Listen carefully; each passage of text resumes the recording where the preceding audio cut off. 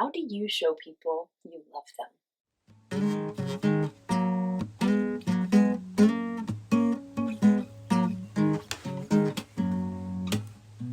When I have a worry-filled mind, I like to wander outside.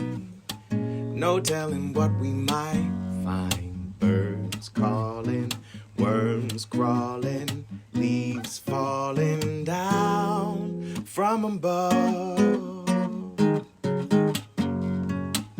Oh, I plant my feet on the ground. I keep my head in the clouds. I let my feelings out loud. I hear joy calling, fear crawling, tears falling down out of love.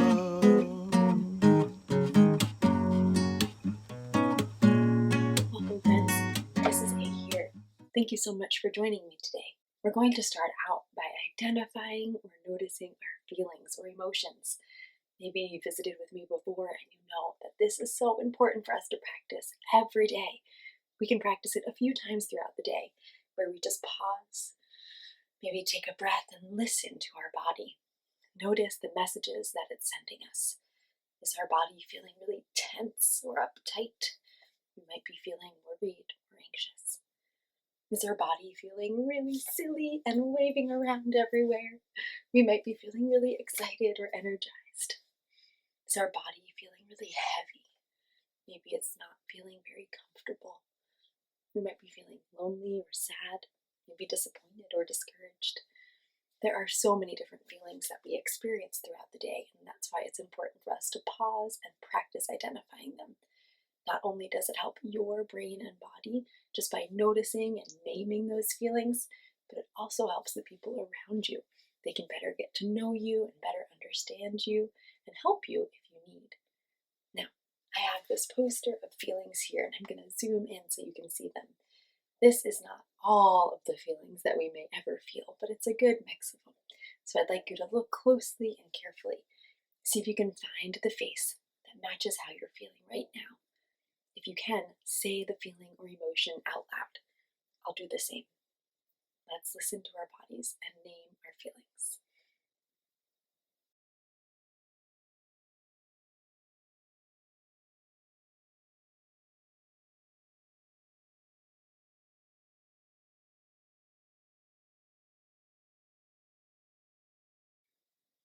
Did you find your feeling? Okay, let's say it out loud. Ready? Set. Grateful. Oh, wonderful. Thanks so much for sharing your feelings with me. I know that might feel uncomfortable at first, or you may have been nervous to try it, but I'm really glad you did and encourage you to try it again later if you didn't feel like trying it just now. You may have heard, I'm feeling grateful. I'm feeling grateful that you're here. I'm feeling grateful for all of my friends who have hit that red subscribe button, and I'm feeling really grateful for these beautiful books that I'm going to share with you in a bit. I'm also feeling grateful that we're going to hear from our friend Fig, and we're going to practice some exercises together. I really enjoy moving my body. It helps me feel more comfortable. It helps me clear my mind if I'm ever feeling foggy or overwhelmed. And so another thing we always do is practice moving our bodies and building our muscles. Fig always shows us one of our moves, and we have to make some observations. See what kind of muscles they're using, maybe how they've shaped their body, and we can guess at what they're showing us. Because to start, we have 2 moves to do because February is the 2nd month, and I thought we could do 2 hugs, and we are just going to give ourselves hugs because we are celebrating a Valentine's Day episode today, and also it's always nice to give yourself some love and some hugs. So, will you count with me up to 2 as we give ourselves hugs? Let's do it. 1, 2. Fabulous. Next, I thought we could build our leg muscles, so we're going to do 3 squats. So you can stand up if you're able, and I like to put my arms out straight and bend my knees, almost like I'm sitting on an imaginary chair. You count up to 3 as we do these squats. All right. 1, 2, 3. Marvelous work. Last but not least, We have Fig's moves. Can you guess what they're showing us? Yes, toe touches. Now you can do toe touches sitting or standing, whatever's most comfortable for you. I'm going to stand up for mine. Let's count all the way up to 4. Ready? 2, 3, 4. Fabulous, my friends. And finally, after we build our muscles and raise our heart rate, we always take some cool down breaths. So listen for a bell, and when you hear it, breathe in big, and then slowly let it out.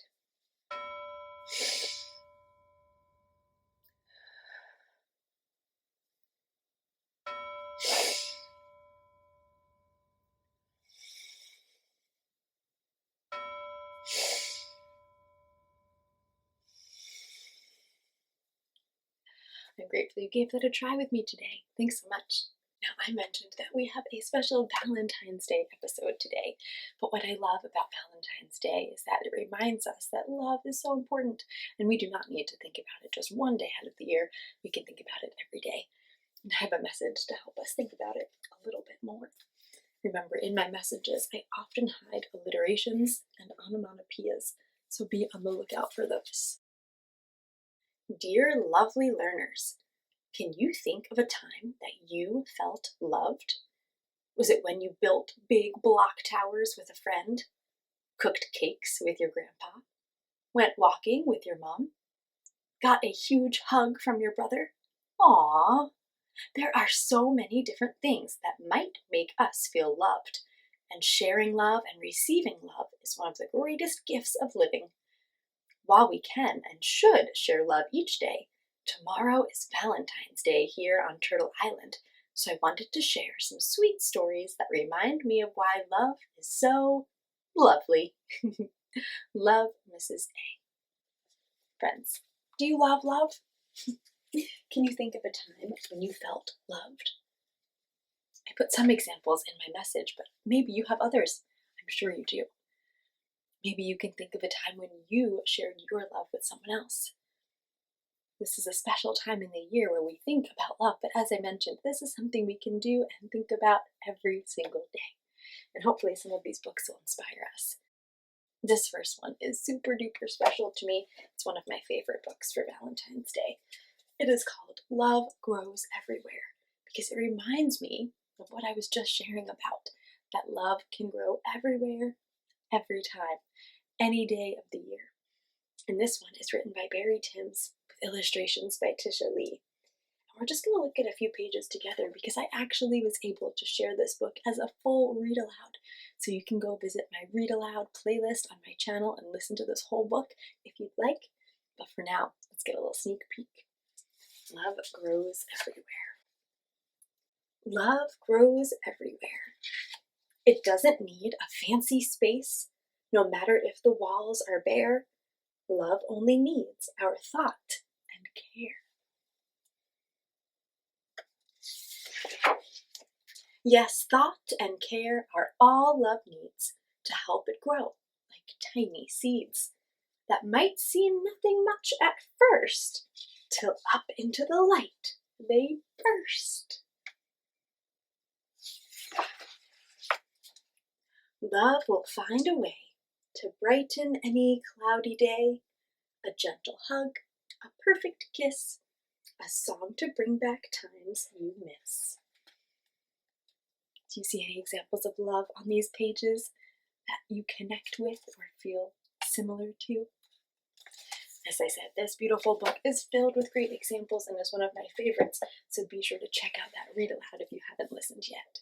Next up is another beautiful book, and this is new to me. I hadn't read this one before, and it is called How We Say I Love You.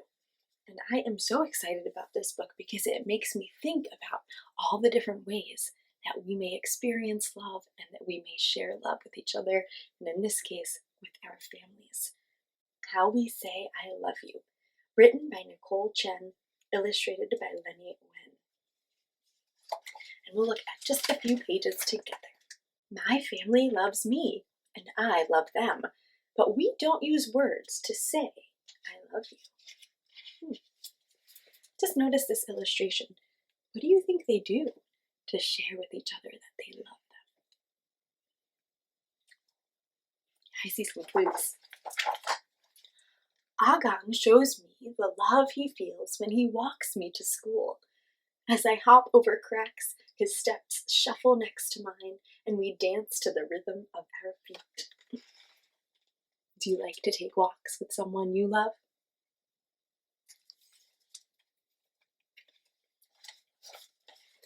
My tummy rumbles. I find Ama's ganman steaming inside my lunch.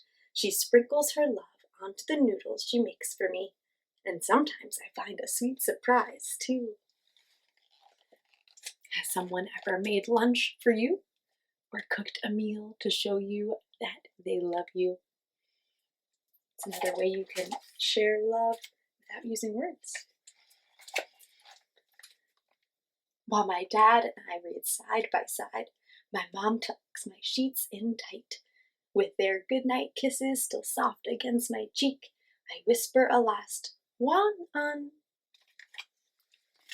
Wan an is how you say goodnight in Mandarin Chinese. Kisses and snuggles are another way that you may feel or experience love. This book has so many great examples, so I definitely recommend you grab it from your library or your bookstore. You can visit the link in my description if you'd like to order your own copy. And last but not least, a book that I have had for a really long time that I really love because it reminds me of how some people just love love and they love to spread it around. And that is exactly what our character here does. It's called Love, Ruby, Valentine, written by Lori Friedman, illustrated by Lynn Abril-Cravath.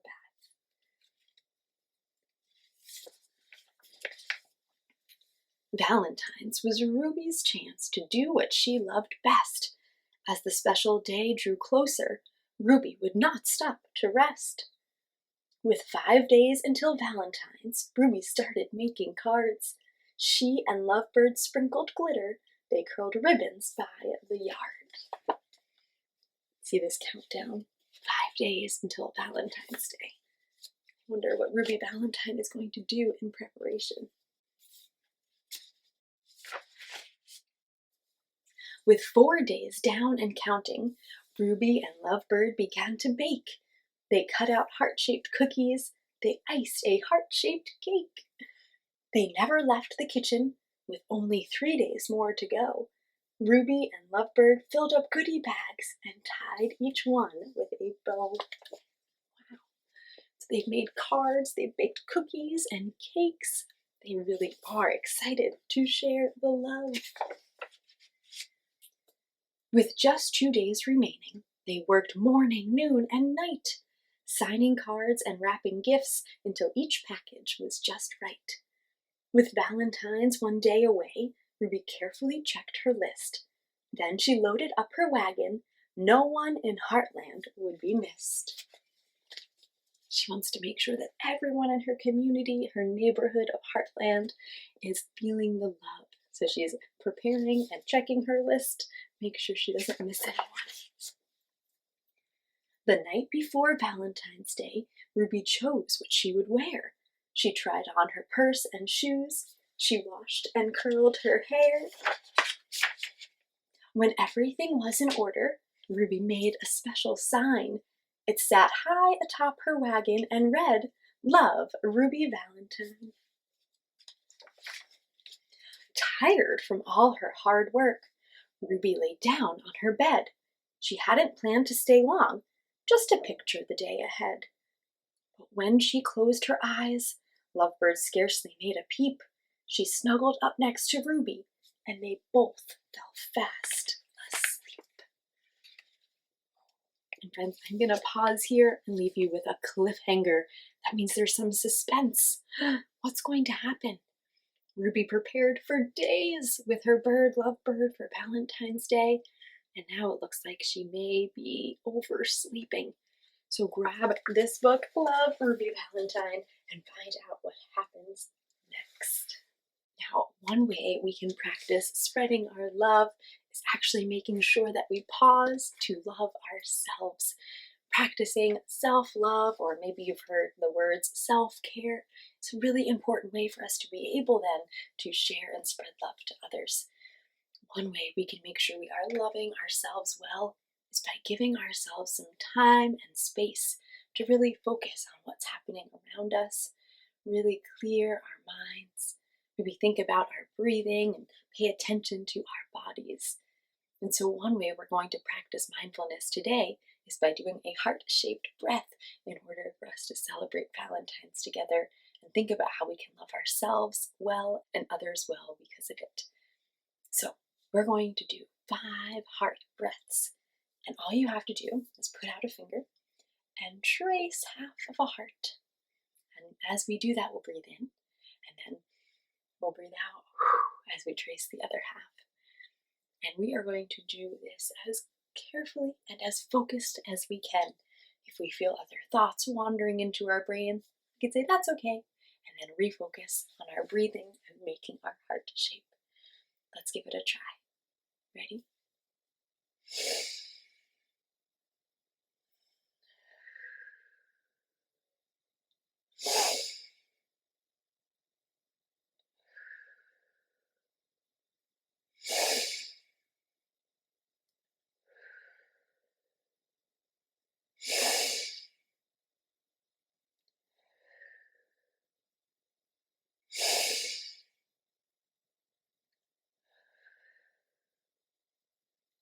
Amazing job. What do you notice about how your brain and body are feeling?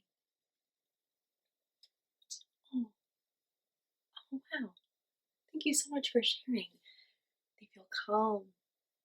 You feel loved. You feel focused. Fantastic. Friends, thank you so much for trying that mindful moment with me.